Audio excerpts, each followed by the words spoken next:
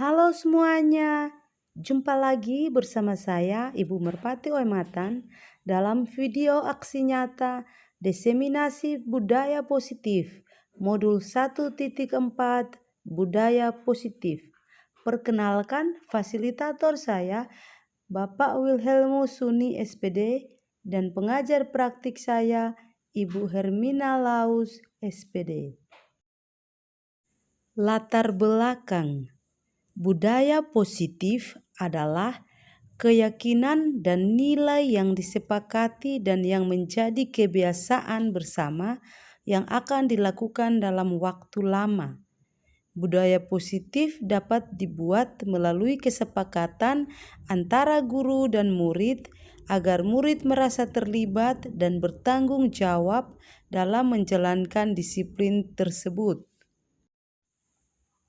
Tujuan mewujudkan peserta didik yang berkarakter profil pelajar Pancasila melalui pembiasaan-pembiasaan disiplin positif yang dikenal dengan budaya positif, serta mendorong tumbuhnya motivasi intrinsik dalam diri peserta didik.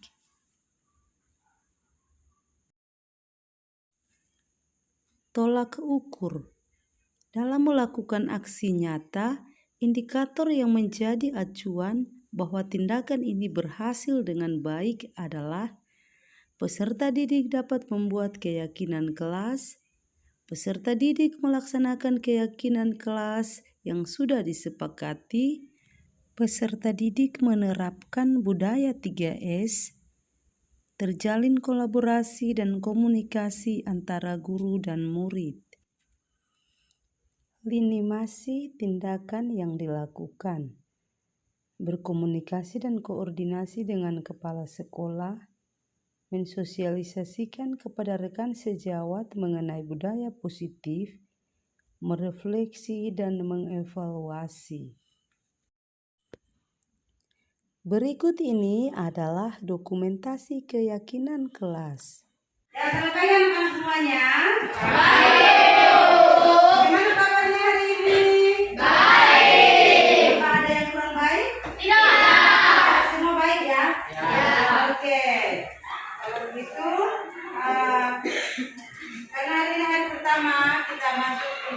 Pembelajaran, kita buat dulu keyakinan kelasnya, ya.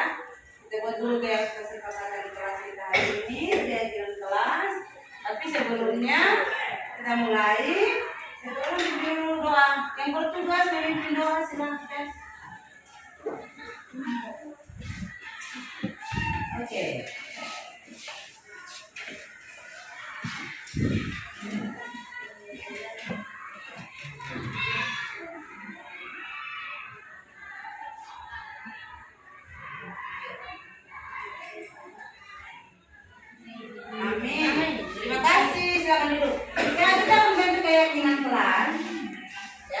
Keyakinan kelas itu adalah suatu kesepakatan yang kita buat bersama, ya, yang harus kita taati, ya. Bisa ya? Bisa. Jadi sebelum kita memulai, coba akan bagikan lembaran ini untuk kelompok. Ini kelompok 1 contohnya ya. Kelompok 1, kelompok 2, bentar ya, 3, 4, 5, nanti kita bisa disapu. Orang siap. Ini Aldi 1. Siapa lagi? Ya, oke. Robin. Siapa lagi? Melody. Oke, siapa lagi? Ayo, sini ayo. Siapa lagi? Nariko. Ini Nariko.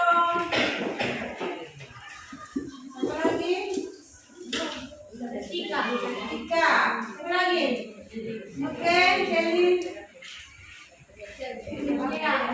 Dea. Ale. Oke. Ya.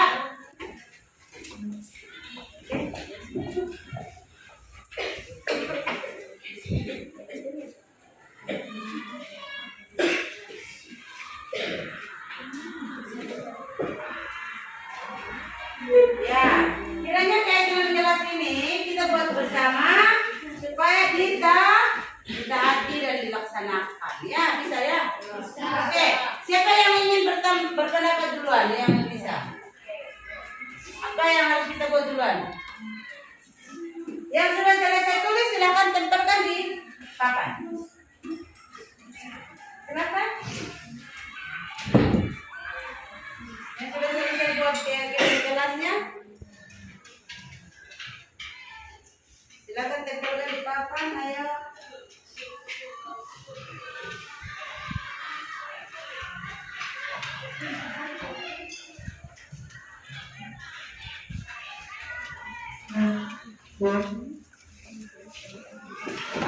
sudah tertempelkan di papan. Yang sudah selesai, sudah tertempel di papan.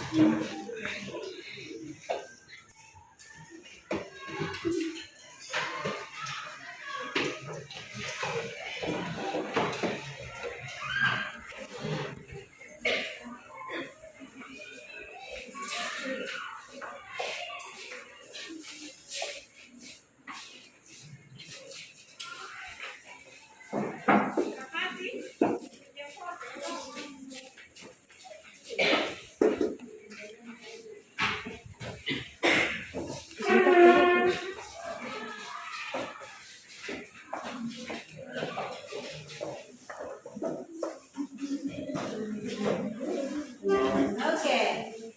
Ada 1, 2, 3, 4, 5, 6, 7, 8, 9. Ada 10 ya? Ya. Oke, ada 10. Ya. Berarti nanti kita harus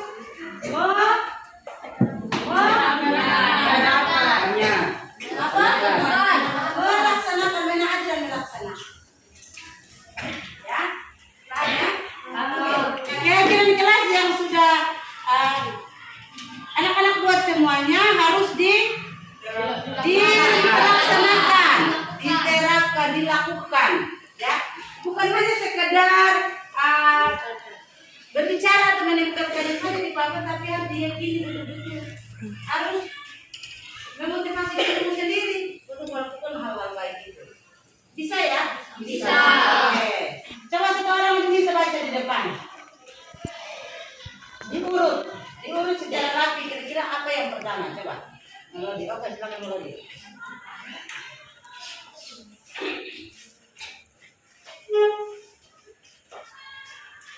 Keyakinan kelas yang pertama, hadir tepat waktu. Yang kedua, belajar dengan tertib. Yang ketiga, bersikap baik, ramah dan santun. Yang keempat, mengerjakan tugas tepat waktu. Yang kelima, mengajukan tangan saat bila berpendapat. Yang keenam, jujur dan mandiri.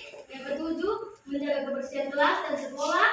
Yang kedelapan, berdoa sebelum dan sesudah belajar. Yang kesembilan, berpakaian rapi dan sesuai aturan sekolah.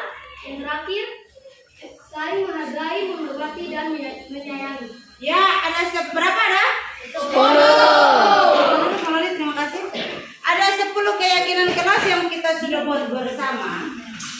Dan 10 poin ini harus selalu diingat. Ya? Oke. Baik, terima kasih. Ketemu nanti kita semuanya.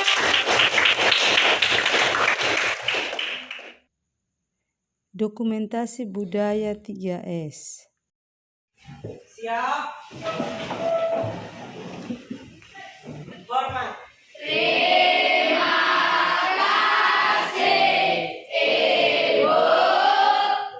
Sama-sama. Sampai jumpa lagi pertemuan berikutnya. Hati-hati di jalan.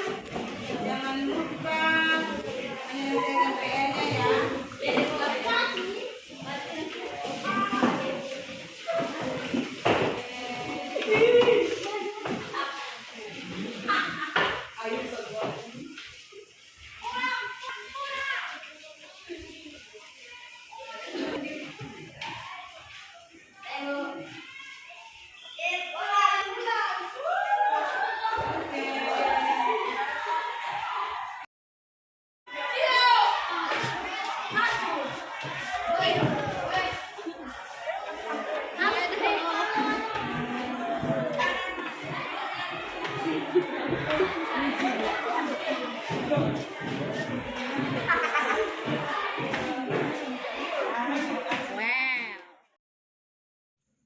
Segitiga restitusi. Langkah-langkah restitusi segitiga. Yang pertama, menstabilkan identitas. Yang kedua, validasi tindakan yang salah. Dan yang ketiga, menanyakan keyakinan. Berikut ini adalah penerapan segitiga restitusi untuk menyelesaikan masalah pada peserta didik. Terdapat 3 langkah restitusi segitiga. Yang pertama, menstabilkan identitas. Yang kedua, validasi tindakan yang salah. Dan yang ketiga, menanyakan keyakinan. Menstabilkan identitas. Yang pertama, berdasarkan membuat kesalahan adalah bagian dari proses pembelajaran. 2. Menggeser identitas gagal ke identitas sukses. Validasi tindakan yang salah. Yang pertama, berdasarkan prinsip setiap perilaku berupaya memenuhi suatu kebutuhan tertentu. Yang kedua, guru akan bergeser dari pemikiran stimulus respon menjadi proaktif. Dan yang ketiga, mengenali dan mengetahui kebutuhanmu. Menanyakan keyakinan. Yang pertama, murid akan diberi pertanyaan-pertanyaan bermakna untuk memunculkan motivasi secara intrinsik. Dan yang kedua, mampu mengaitkan keyakinannya dengan tindakan yang salah.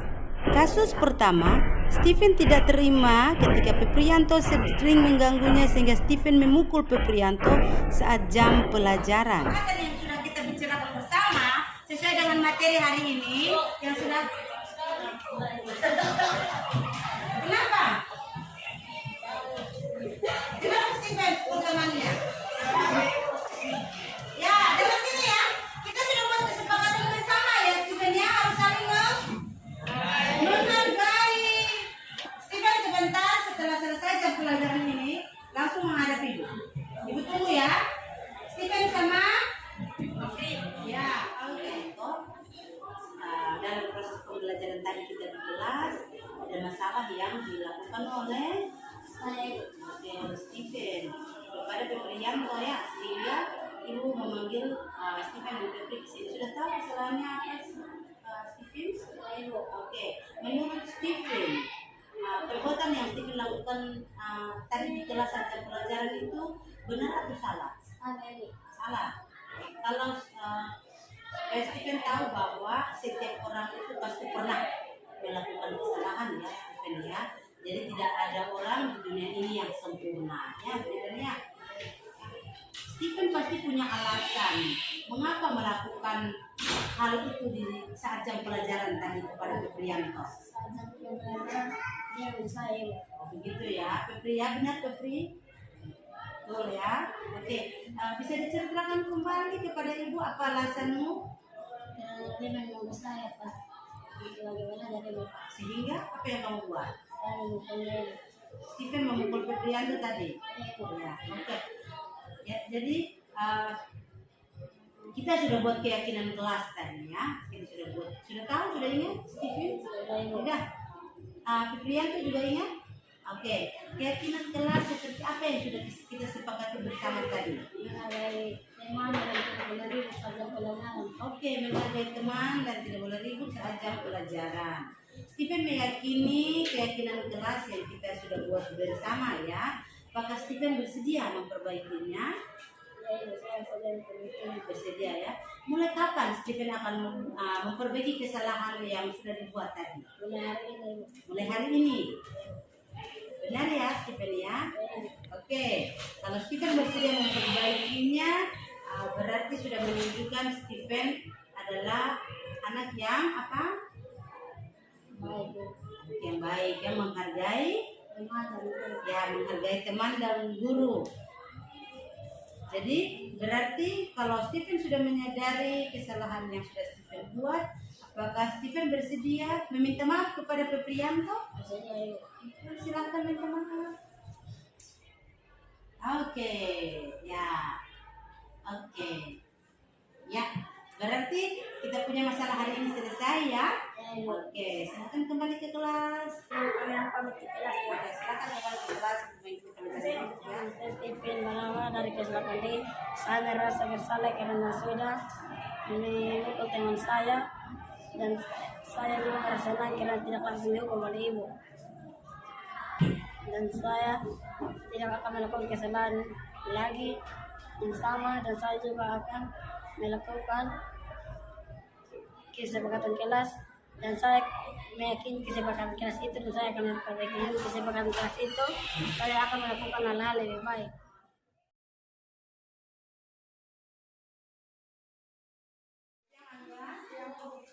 Bagaimana kabarnya? Baik. Ya. Hari ini saatnya memang menggunakan pakaian seragam apa? Putih biru ya. Jadi ini bukan baru pertama kali ya Anda ya. Sudah sering menggunakan pakaian seragam yang sesuai. Ya. Menurut Angga, apakah Angga sudah melakukan hari ini menggunakan seragam yang tidak sesuai dengan teman-teman yang lain? Apakah itu baik? Tidak baik. Berarti itu benar atau salah?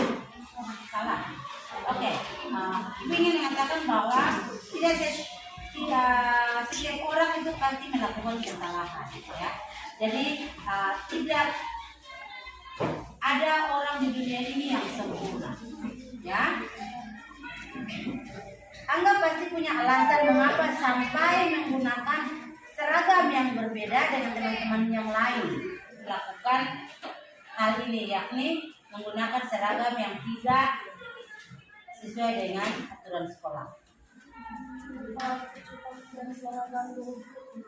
Lupa cuci bajunya. Ya, kalau begitu, kenapa sampai lupa? Bermain game sampai lupa cuci seragam. Oke. Kita sudah tahu ya, kita sudah buat keyakinan kelas. Masih ingat keyakinan kelasnya? Masih.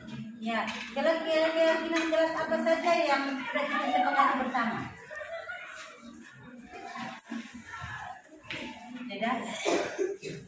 Keyakinan kelas apa saja yang sudah kita sepakati?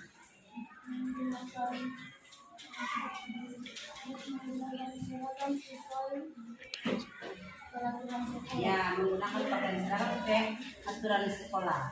Apakah Angga meyakini keyakinan kelas kita? Ya, oke. Kalau Angga meyakini keyakinan kelas yang sudah kita buat bersama, berarti apakah Angga bersedia memperbaikinya? Bersedia ya. Jika Angga bersedia memperbaiki hal ini, berarti menunjukkan Angga seperti apa? Saya harus menggunakan yang sesuai Ya, oke. Kalau begitu, apakah Angga bersedia memperbaikinya? Mulai kapan Angga ingin memperbaikinya? Besok ya. Jadi mulai besok dan seterusnya harus berpakaian sesuai dengan peraturan sekolah. Berarti tidak lagi terlihat bahwa Angga di dalam kelas itu menggunakan seragam yang berbeda dengan teman-teman yang lain. Bisa ya? Oke. Kembali ke kelas ya. Saya bersyukur karena sudah mengingatkan kembali tentang keyakinan kelas dan peraturan sekolah, yaitu menggunakan seragam sesuai aturan sekolah. Selamat pagi guru hebat. Pagi ini saya akan mempresentasikan penerapan budaya positif yang sudah saya terapkan.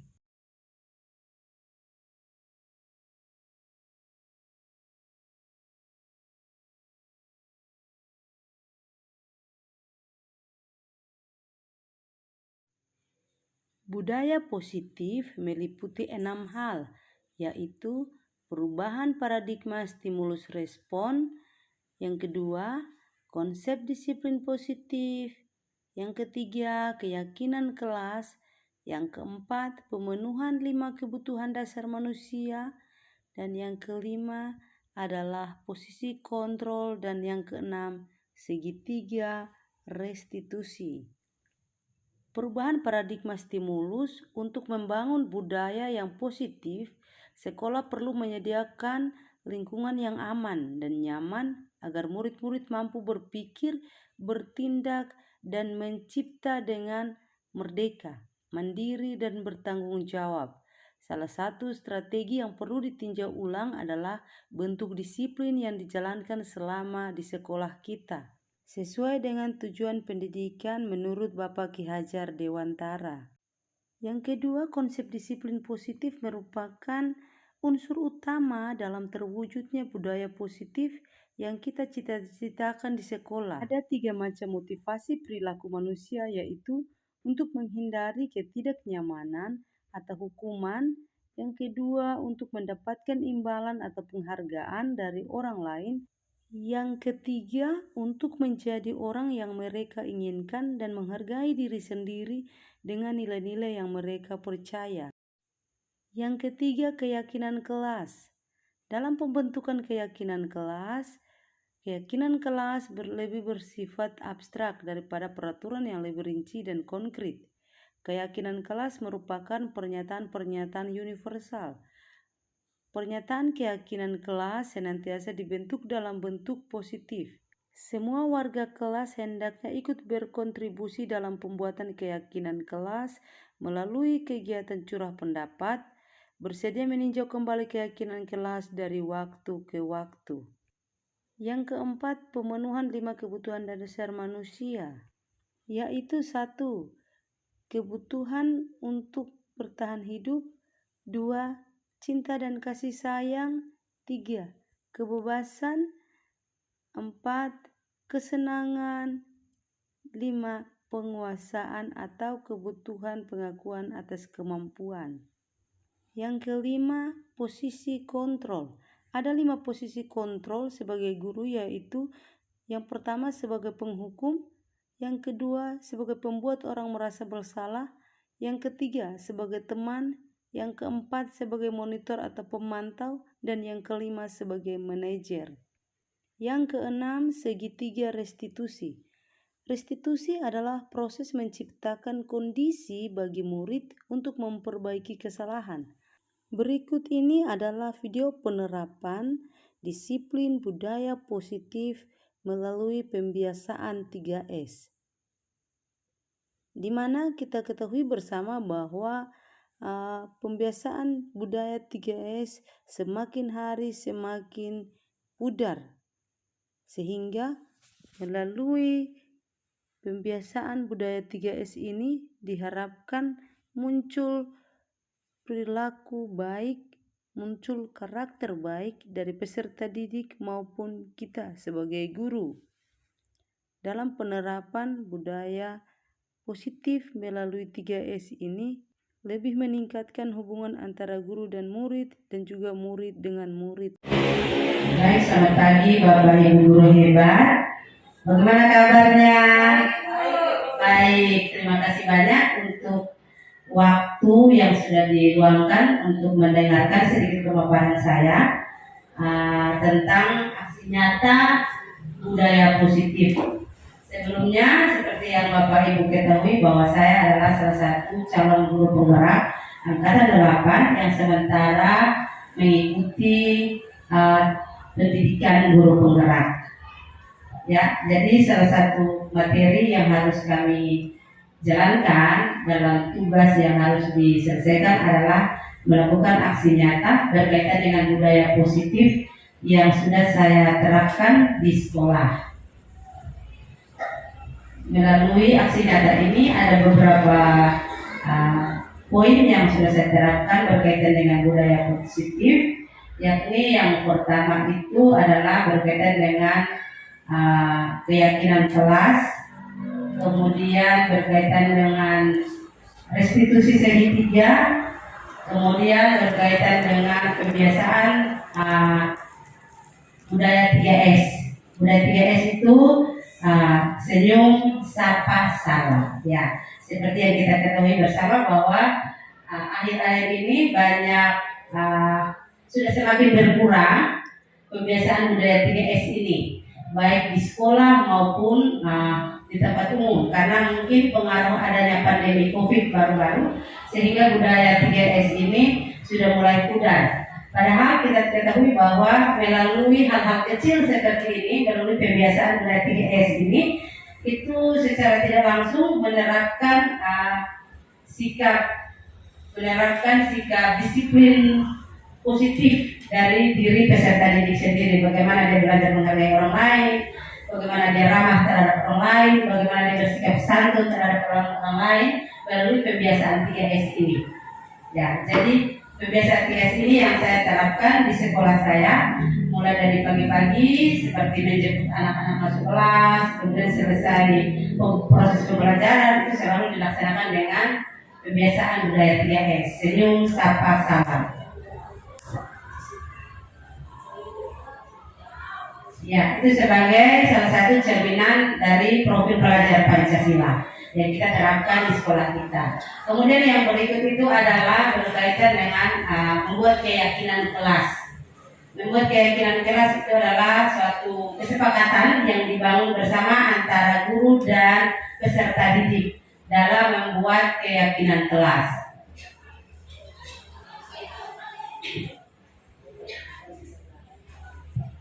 Ya, kemudian keyakinan kelas itu juga ada berdampak mengajar dan mengatur peserta didik untuk taat dan meyakini keyakinan dan kesepakatan yang sudah dibuat di kelas bersama dengan teman-teman di kelas maupun juga Bapak Ibu guru. Jadi keyakinan kelas ini dengan secara tidak langsung mengajarkan peserta didik untuk menghargai, bekerja sama dan juga sikap toleransi dengan rekan sesama teman di kelas, di sekolah maupun Bapak Ibu guru juga orang tua di rumah dengan siapa saja yang bertemu. Kemudian yang berikut yang saya terapkan juga itu adalah berkaitan dengan restitusi segitiga. Ya, segitiga restitusi. Yang ini kita lihat seperti modelnya seperti segitiga ya Bapak Ibu ya. Bisa lihat ya? Bisa ya. Yang modelnya seperti segitiga. Ini yang bagian bawah paling pertama itu adalah menstabilkan identitas. Kemudian yang kedua itu adalah validasi tindakan yang salah. Kemudian yang ketiga itu adalah meyakinkan keyakinan, menanyakan keyakinan. Ya, jadi berkaitan dengan menstabilkan identitas, segitiga restitusi ini biasanya dipakai untuk menangani masalah anak di sekolah, maupun boleh juga dengan di rumah, masalah di rumah. Ini adalah ya studi kasus ya. Jadi segitiga restitusi ini contohnya kalau kita mendapatkan anak yang bermasalah di kelas, jangan kita langsung bentak atau jangan kita langsung marah, karena kurikulum Merdeka mengajarkan kita untuk melakukan hal baik. Jadi kita sebagai guru, sebagai contoh, sebagai role model yang akan ditiru oleh peserta didik kita. Jadi kita diajarkan untuk kalau bisa menggunakan segitiga restitusi ini.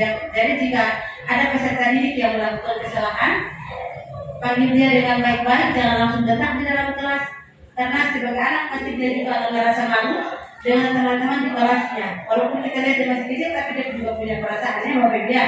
Jadi kalau anak memiliki masalah di kelas, silakan panggil dia baik-baik ke ruangan guru atau di tempat di mana Bapak Ibu guru duduk. Kemudian kembali menanyakan kepada dia. Stabilkan dulu identitasnya. Kenapa sampai apa yang kamu lakukan tadi? Pasti dia akan bilang, oh ibu, tadi saya pukul dia karena dia suka ganggu saya, punya orang tua, punya nama. Jadi saya pukul dia. Jadi kita sebagai guru jangan langsung respon marah.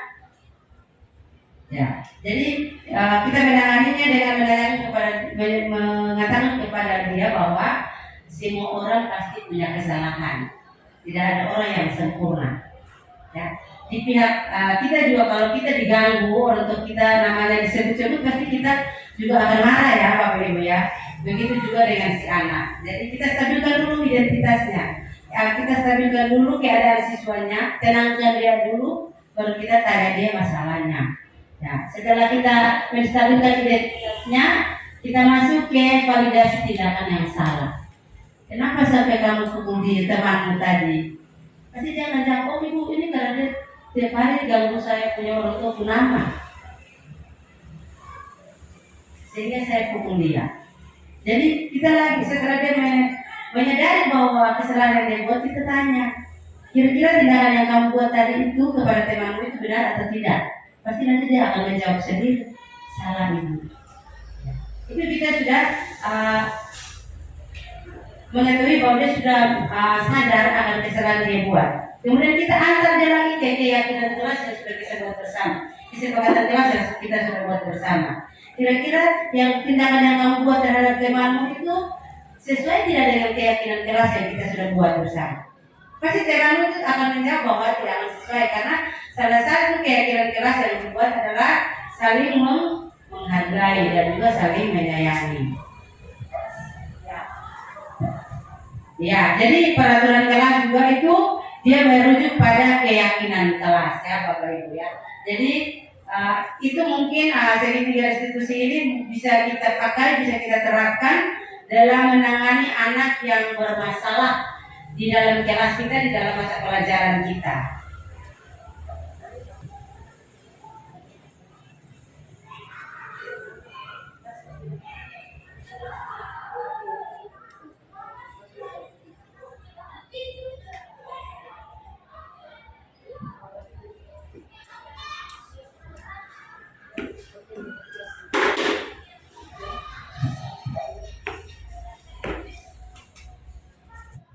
Ya, Bapak Ibu semuanya, sebagai guru juga ada yang disebut dengan posisi kontrol. Posisi kontrol seorang guru itu yang pertama adalah sebagai penghukum. Posisi kontrol sebagai penghukum ini, guru bertindak selalu menghukum siswa.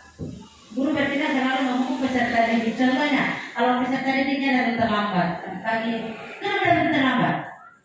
Bangun jam berapa? Ya, kenapa tidak kerja PR?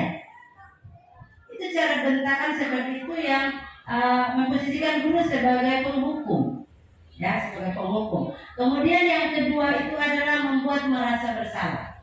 Membuat merasa bersalah. Anak datang terlambat, kemudian kita langsung anak selamat pagi Bu, selamat pagi. Bangun jam berapa? Kamu datang terlambat terus seperti ini nih. Nanti ibu tegur kepala sekolah. Nanti ibu dimarahi kepala sekolah.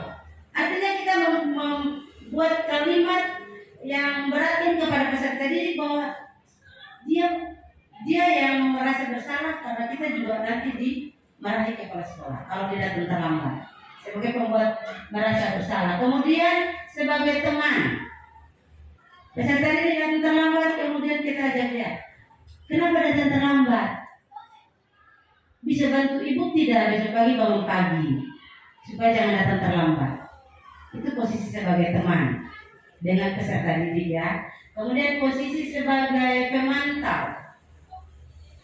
Sebagai pemantau, peserta didik datang terlambat masuk sekolah, guru mulai, selamat pagi ibu, ya selamat pagi. Aturan sekolah masuk jam berapa? Kenapa baru datang? Jadi guru kebanyakan menekankan pada aturan sekolah, kepada aturan sekolah.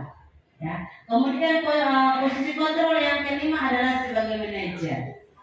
Kalau peserta didik datang terlambat, panggil dia baik-baik. Selamat pagi Bu, ya selamat pagi. Bagaimana? Tadi malam tidur jam berapa? Jam 12 Ibu. Datang jam berapa tadi dari rumah? Jam 7 Ibu. Besok bisa tidur lebih awal lagi. Jadi kalau tidur lebih awal pasti bangunnya lebih pagi. Bisa Ibu. Kira-kira mau berubah mulai kapan? Pasti jangan bersemangat. Besok Ibu. Betul ya besok ya, iya Ibu. Ya, seperti itu ya. Jadi posisi paling ideal sebagai seorang guru adalah dalam posisi sebagai manajer. Ya. Sebagai manajer bisa mengontrol, mengatur peserta didik, jadi tidak ada yang merasa tertekan dan merasa bersalah. Tapi bagaimana suasana nyaman itu diberikan guru kepada peserta didik sehingga dalam proses belajar peserta didik merasa nyaman dalam mengikuti pembelajaran. Karena kita tahu bersama kalau proses pembelajaran itu berlangsung dan kondisi fisik peserta didik tidak stabil, tidak nyaman, otomatis belajarnya pun juga tidak nyaman ya Bapak Ibu ya. Jadi harus berusaha memberikan suasana kondisi yang paling nyaman kepada peserta didik. Karena sebagai seorang guru guru ini adalah sebuah panggilan jiwa. Bukan bekerja kemudian tiap bulan terima gaji, tidak ya. Kita guru sebagai tugas kita sebagai guru ini adalah panggilan jiwa, di mana kita melayani orang lain, melayani anak dengan mengajar dengan sabar dan seikhlas-ikhlasnya. Kita dilarang untuk membentak dan memarahi anak. Ya, coba kalau anak-anak kita di pihak anak peserta didik, kalau mereka dimarahi kita terima tidak? Pasti kita tidak akan terima. Karena panggilan kita adalah melayani. Senakal apapun anak, jika kita pendekatan dari hati ke hati, nakalnya pasti akan hilang. Saya percaya, ya Bapak Ibu ya. Jadi ini yang mungkin harus kita terapkan dalam tugas dan karya kita masing-masing sebagai seorang guru di lingkungan sekolah maupun di mana kita berada. Jadi saya punya prinsip biasanya diberkati untuk menjadi berkat. Dan kalau kita diberkati untuk menjadi berkat, maka jangan menjadi penghambat untuk orang lain mendapatkan berkat itu. Oke. Ya, untuk keyakinan kelas tadi seperti yang saya sudah sampaikan bahwa guru berperan dalam mewujudkan terbentuknya keyakinan kelas atau keyakinan sekolah. Jadi antara guru dan murid membentuk suatu keyakinan kelas. Yang keyakinan itu akan diyakini oleh peserta didik dalam melaksanakan aktivitasnya setiap hari di sekolah. Ya, jadi keyakinan kelas itu berupa pernyataan universal yang mudah diingat. Contohnya, mandiri. Mandiri itu mandiri dalam belajar. Jadi belajar itu tidak harus dipaksa. Kerja PR, buang sampah di tempatnya, tidak. Tapi keyakinan kelas itu dia harus muncul dari motivasi intrinsik peserta didik, harus muncul dari diri sendiri, bahwa dia harus sadar bahwa sebagai peserta didik tugasnya harus belajar, harus kerja PR, kumpul tugas dapat waktu. Jadi tanpa dipaksa oleh guru pun, kalau dia sudah sadar, sudah ada motivasi intrinsik dari dirinya sendiri, pasti dia akan menyelesaikan tugasnya tepat waktu, karena dia tahu bahwa itu penting untuk dirinya. Ya, jadi tugas kita sebagai Bapak Ibu guru adalah memberikan motivasi itu kepada anak secara berkesinambungan, terus menerus, secara kontinu, terus menerus supaya ada kesadaran itu. Jadi apapun yang dilakukan, apapun yang dikerjakan, selalu ingatkan mereka tentang keyakinan kelas yang dibuat. Contohnya mandiri, bekerja sama, membuang sampah pada tempatnya, saling menghargai, saling menyayangi. Kalau saling menyayangi kan berarti tidak boleh saling menyakiti teman, tidak boleh bully. Seperti itu ya Bapak Ibu ya. Ya mungkin pemaparan saya sampai di sini. Ada pertanyaan dari Bapak Ibu? Ada yang ingin bagi pengalamannya mungkin mengajar? Pas? Mama Nes ada pertanyaan? Pas. Oke baik, terima kasih untuk waktu dan kesempatan yang sudah diluangkan untuk saya. Salam sehat dan salam bahagia untuk kita semuanya. Selamat siang. Selamat siang Ibu.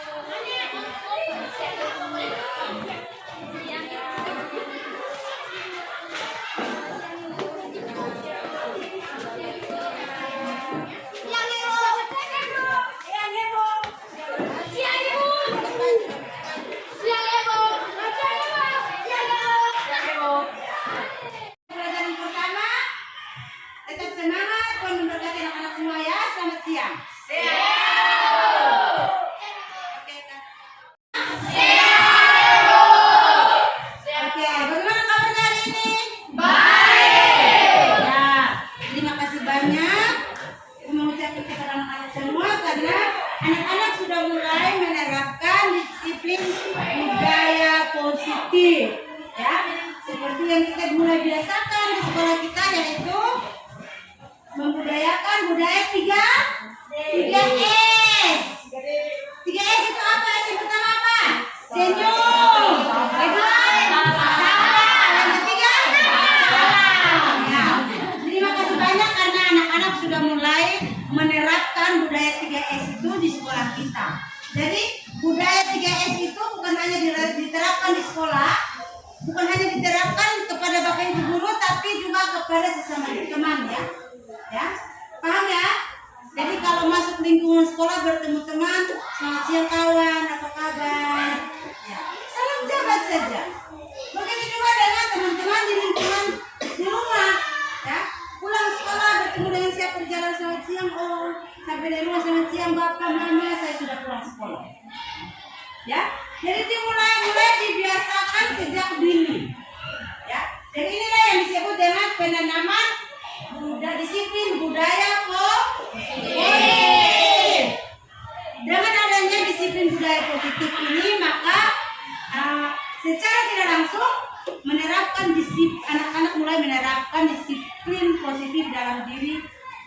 sistem, ya. Belajar tertib, belajar disiplin, seperti itu ya. Ada yang belum datang? Ada. Ya. Ada kabar tidak untuk teman-teman yang belum datang? Sakit? Oke. Yang sudah hadir ingat, sebentar proses pembelajarannya. Cikgu harap semua anak tetap mengikuti pelajaran dengan baik. Jam istirahat baru boleh keluar. Baru boleh keluar. Ingat keyakinan kelas yang kita sudah buat bersama. Ya, tidak boleh membuang sampah sembarangan ya. Membuang sampah harus pada sesuai dengan keyakinan kelas yang sudah kita buat dan sepakati bersama. Membuang sampah pada dan saling menghargai. Ya. Kemarin siapa yang bully? Bully kemarin kasus bully ya? Sudah berubah atau belum? Harus bertobat. Harus ingat keyakinan kelas yang sudah kita buat bersama, yaitu saling menyayangi. Jadi jangan teman tidak boleh saling bully. Harus saling menyayangi. Ingat terus bahwa harus menerapkan disiplin kelas. Paham ya? Keyakinan kelas itu harus diterapkan. Tetap jaga kebersihan kelas kita supaya tetap bersih. Ada yang ingin bertanya? Pelajaran pertama, tetap semangat. Tuhan memberkati anak-anak semua ya. Selamat siang. Sebagai seorang guru penggerak, terdapat 5 nilai yang harus saya terapkan dalam proses pembelajaran saya sebagai seorang guru mata pelajaran seni budaya, yaitu nilai yang pertama, berpihak pada murid. Nilai yang kedua adalah mandiri. Nilai yang ketiga adalah kolaboratif. Nilai yang keempat, inovatif. Dan nilai yang kelima adalah reflektif. Di dalam menjalankan tugas dan peran saya sebagai seorang guru penggerak pada mata pelajaran seni budaya, nilai yang pertama yang saya terapkan pada saat pembelajaran adalah berpihak pada murid. Pembelajaran yang berpihak pada murid salah satunya dengan memberi kesempatan kepada murid untuk mengemukakan pendapat, kemudian memberikan kebebasan membangun pengetahuannya. Artinya, siswa diberi kebebasan untuk memahami pembelajaran sesuai dengan caranya. Dalam kegiatan pembelajaran yang saya lakukan, saya selalu mengajar dengan model pembelajaran yang berpusat pada murid. Proses pembelajaran yang menyenangkan di dalam kelas sehingga anak-anak atau semua siswa tidak merasa jenuh saat pembelajaran berlangsung. Selalu memberikan hak yang sama kepada semua murid untuk mengemukakan pendapat. Nilai guru penggerak yang kedua adalah mandiri. Secara pribadi, menjadi seorang pendidik harus selalu semangat dan mandiri dalam menyelesaikan tugas dan selalu belajar mandiri untuk meningkatkan kompetensi, mengembangkan diri dalam menguasai teknologi secara mandiri tanpa paksaan dari siapapun. Untuk meningkatkan kompetensi sebagai pendidik, yakni saya sering mengikuti pelatihan-pelatihan secara online, pelatihan-pelatihan secara offline, dan juga saya secara pribadi aktif mengupdate diri sendiri agar semakin baik dalam menjalankan tugas dan tanggung jawab saya sebagai seorang pendidik. Secara mandiri juga, saya selalu aktif dalam kegiatan MGMP, baik itu tingkat sekolah maupun tingkat Kota Kupang, dan senantiasa juga secara mandiri berbagi dengan teman-teman sejawat. Nilai guru penggerak yang ketiga adalah kolaboratif. Sebagai seorang pendidik, saya harus mampu membangun hubungan kerjasama yang positif dan juga harmonis, baik itu dengan peserta didik, dengan orang tua peserta didik, dengan rekan sejawat di sekolah, dengan komite, maupun dengan organisasi pendidikan yang ada di sekolah maupun di lingkungan dinas pendidikan. Nilai guru penggerak yang keempat yaitu inovatif. Sebagai seorang guru penggerak harus mampu senantiasa memunculkan gagasan-gagasan baru dan tepat guna terkait situasi ataupun permasalahan yang ada pada saat itu. Seorang guru penggerak juga harus mampu membuat media pembelajaran. Seperti pribadi saya sering membuat video pembelajaran yang saya upload ke channel YouTube saya. Saya sering membuat materi atau tugas yang saya posting di blog pribadi saya. Kemudian saya selalu membuat alat peraga atau secara mandiri ataupun melalui ATM, yaitu amati, tiru, dan modifikasi. Nilai guru penggerak yang kelima yaitu reflektif. Seorang guru penggerak harus memiliki nilai reflektif, yakni mau membuka diri terhadap pengalaman baru yang dilaluinya, selalu melakukan evaluasi terhadap apa saja yang baik serta apa saja yang perlu dikembangkan,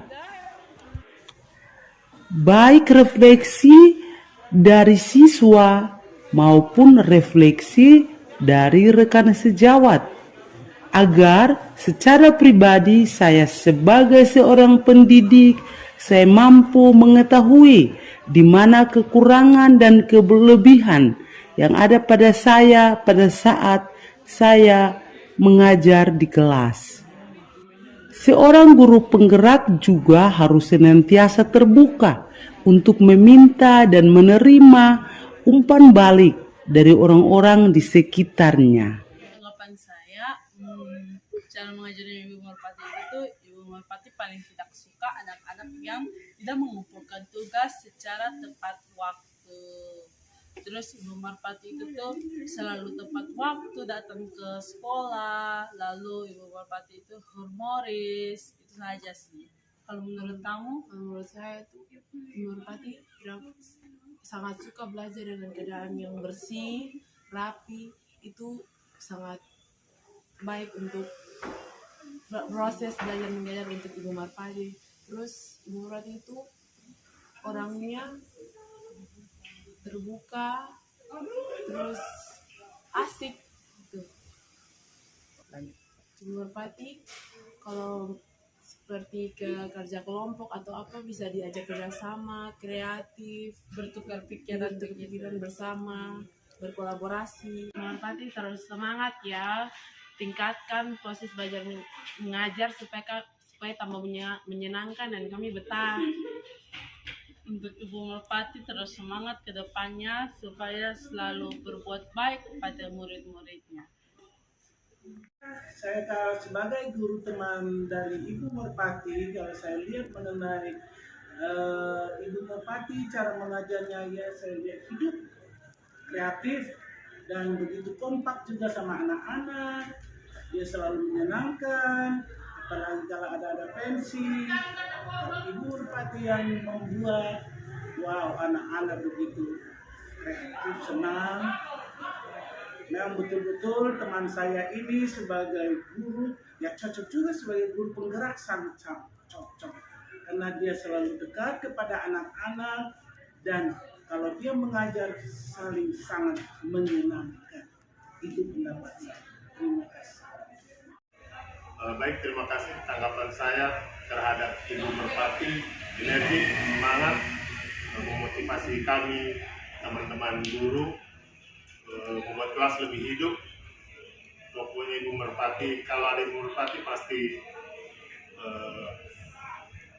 situasi dan kondisi pasti makin lebih semangat lah. Jadi Ibu Merpati tetap jaya dan semangat terus. Ibu Merpati adalah seorang guru yang baik, yang kreatif, dan dekat dengan guru-guru dan juga kami pegawai. Yang saya lihat selama ini, Ibu Merpati juga sangat dekat dengan anak-anak. Selama ini, setiap kegiatan pensi atau keagamaan, Ibu Merpati selalu terlibat aktif. Kehadiran Ibu Merpati juga bersama kami, guru pegawai, sangat menyenangkan dan humoris. Baik, Assalamualaikum warahmatullahi wabarakatuh. Salam sejahtera bagi kita semua. Kali ini saya akan mencoba untuk memberikan pandangan saya secara pribadi kepada salah seorang rekan dan juga sahabat kasih saya, Ibu Merpati Wainatan, yang sementara ini sedang mengikuti program profesi guru penggerak. Jadi menurut saya sepanjang 13 tahun berada dalam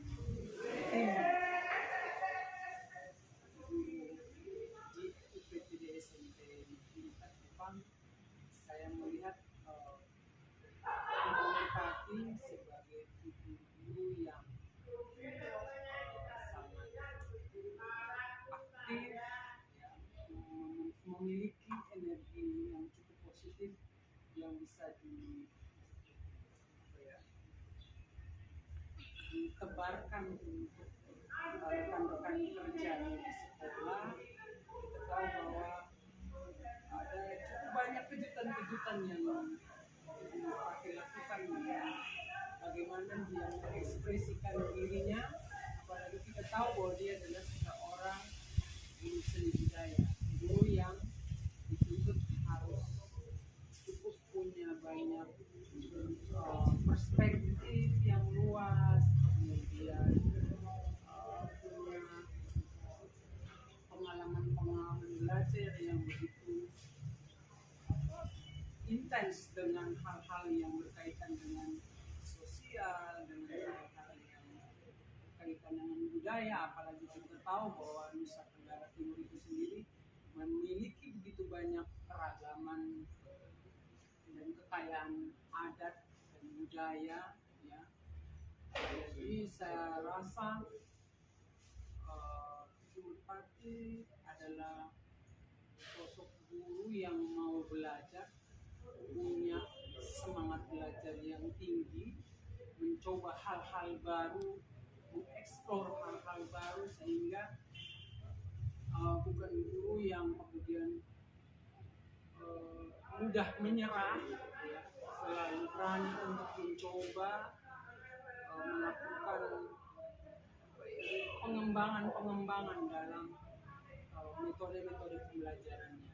Bahkan kalau kita lihat dari apa yang sudah dia lakukan, ya, seringkali dia juga melibatkan para peserta didik yang begitu dekat secara emosional dengan anak-anak. Jadi kalau kita lihat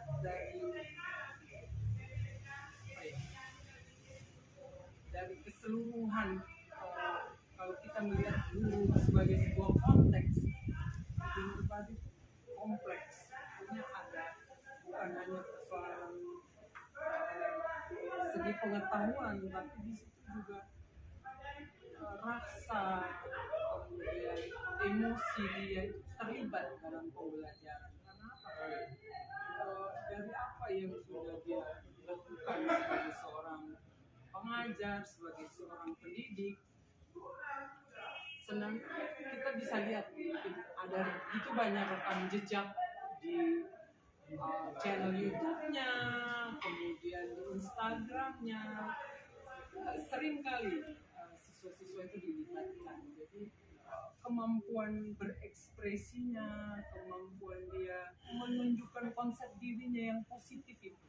Nah, itu yang menurut saya menjadi kelebihan dari teman-teman guru yang ada di sini. Mungkin mau dikatakan dan memang harus diakui bahwa saya baru melihat itu pada sosok Ibu Merpati. Mungkin itu ya yang saya lihat dari sosok Ibu Merpati, bukan hanya sebagai pengajar tapi juga menjadi pendidik yang luar biasa karena memiliki karakter yang cukup unik menurut saya, dengan kemampuan komunikasinya yang baik, bukan hanya dengan rekan-rekan guru, orang yang begitu humble, begitu hangat, begitu ceria ya, memberikan energi yang cukup positif untuk lingkungan kerja dan juga untuk lingkungan belajar dari siswa. Jadi barangkali itu saja pandangan dari saya. Semangat untuk Ibu Merpati, kami siap mendukung setiap kegiatan dari Ibu Merpati dalam program Guru Penggerak. Assalamualaikum warahmatullahi wabarakatuh. Selamat pagi. Mungkin saya hanya mau memberikan masukan sedikit ya tentang guru penggerak saya, Ibu Merpati Ematan. Saya sebagai kepala SMP 4 sangat bersyukur karena Ibu Merpati mendapat kesempatan dan bisa lolos mendapat kesempatan menjadi guru penggerak. Ibu Merpati memang orangnya yang sangat dia sangat kreatif. Kebetulan juga beliau guru seni budaya, sehingga banyak hal-hal yang membuat kami guru dan siswa suka dengan beliau karena orangnya sangat agresif, kemudian sangat beliau orang yang berinovasi, sangat inovatif, sehingga saya berharap Ibu Merpati jadi guru yang hebat, bisa menjadi contoh buat kita di SMP 4. Kebetulan kami hanya punya satu guru penggerak, sehingga belum terasa gaung yang saya rasakan untuk SMP 4. Jadi dengan bertambahnya Ibu Merpati jadi guru penggerak di SMP 4, saya berharap ada perubahan yang signifikan di SMP 4 ini. Terima kasih. Akhir kata dari saya, semakin banyak benih baik yang ditaburkan oleh seorang guru penggerak akan semakin banyak menghasilkan kebaikan-kebaikan pada setiap peserta didik yang diajarnya. Terima kasih. Salam guru.